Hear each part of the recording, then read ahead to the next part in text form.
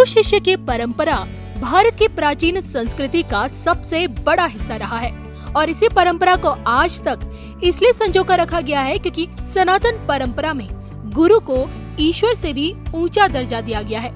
क्योंकि भारत में ज्ञान और शिक्षा आदिकाल से ऋषि मुनियों द्वारा दी गई गुरु शिष्य परंपरा पर आधारित रही है।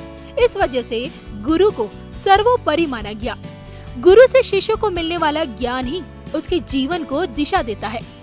ईश्वर तक पहुंचने का मार्ग गुरु ही दिखाता है और गुरु ही शिष्य को उसकी कमियों और खूबियों का एहसास कराता है। गुरु शिष्य की इसी परंपरा को सेलिब्रेट करते हुए आज देश भर में शिक्षक दिवस मनाया गया।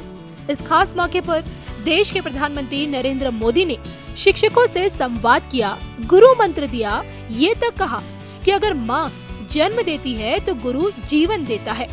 मौजूदा समय को देखते हुए गुरु शिष्य परंपरा वाला भारत क्या अब उड़ रहा है? इसको लेकर पीएम मोदी के समक्ष देश के शिक्षकों ने क्या कुछ कहा, देखिए। माँ जन्म देती है, गुरु जीवन देता है और इसलिए आप लोगों का दायित्व तो थोड़ा ज्यादा ही होता है। अब चल नहीं रहा है, देश दौड़ नहीं रहा है, देश उड़ रहा है। कभी कभी आप लोगों का फ्री पीरियड होता है ना, है?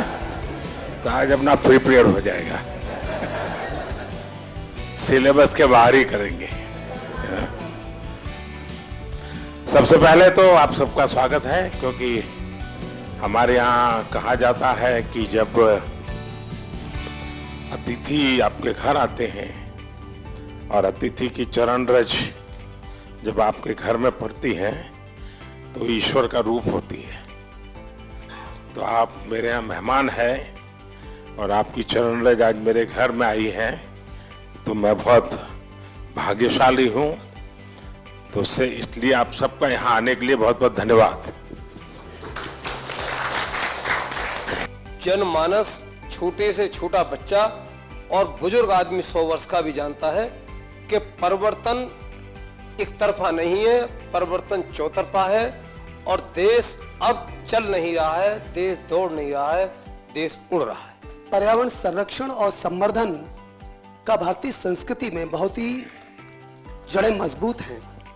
हम अपने छात्रों को किस तरह से सजग कर सकते हैं कि वो इसे साकार कर सके? आप एकलव्य स्कूल में है, मतलब ज्यादातर आप आदिवासी बच्चों के बीच में हैं। अगर आदिवासी बच्चों के बीच में है तो पर्यावरण की रक्षा तो उनसे हमें सीखनी है जी। हमें उन्होंने जितनी पर्यावरण की रक्षा की है शायद कोई और कर सकता है। अब हमारे देश में रिसाइकल, हर चीज को रिसाइकल करना ये हमारे कल्चर में था। अगर कपड़े पुराने हो गए तो बड़े भाई के छोटे भाई को फिर पहनने लायक न रहे तो उसमें से कोई रजाई विजाई बना दो। आज कल्चर क्या आया है? Use and throw. प्लास्टिक थैली बाजार से माल ले आओ और फिर फेंको। तो हमने हर लोगों को समझाना है कि भाई अपने जीवन को कैसे बदले। सर, हमने अपने स्कूल में कोविड के समय में डिफरेंट लैंग्वेजेस पर डॉक्यूमेंट्रीज बनवाई सर घर में, मलयालम, पंजाबी, संस्कृत और हिंदी पर। और बच्चों ने रिसर्च किया, गाने गाए, डांस किया और उसको कंपाइल करके फिर हमने उसे ओपन सोर्स ऑफ लर्निंग की तरह यूट्यूब पर भी डाला सर। बढ़िया। भारत की विशेषता ये है कि हम विविधता को सेलिब्रेट करते हैं। क्या हम इसका आनंद ले सकते हैं क्या?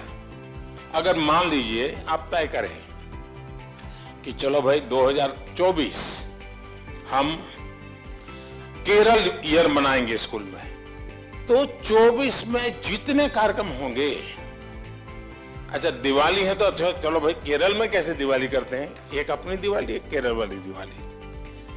मकर संक्रांति है तो एक अपने वाली, एक उनकी। नया साल है तो हमारा और उनका।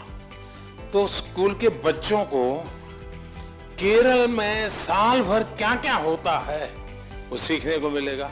Under your able leadership, India has ushered into Amrit Kal. What is the new and changing role of teachers to achieve this goal? कभी भी जीवन में भीतर के विद्यार्थी को मरने नहीं देना चाहिए। अगर आप आपके भीतर का विद्यार्थी जिंदा है तो आप कभी जीवन में उलझन में नहीं फंसोगे, निराश नहीं होंगे, बोझिल जिंदगी नहीं बनेगी। टीचर से अपेक्षा होती है एग्जैक्टनेस की। बच्चों को एनकरेज करना चाहिए। देखिए, बच्चों में क्यूरियोसिटी को कभी भी डिस्करेज नहीं करना चाहिए। आप लोग नहीं करते, इसीलिए तो आपको अवार्ड मिल रहा है।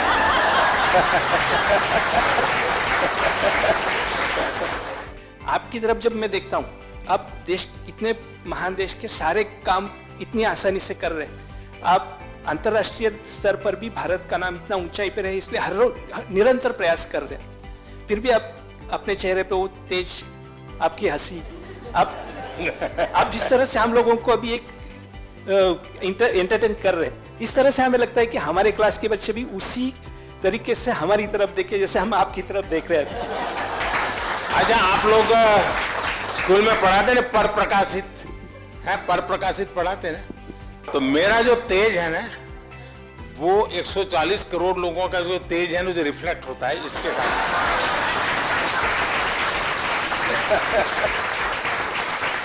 तो ये पर प्रकाशित है।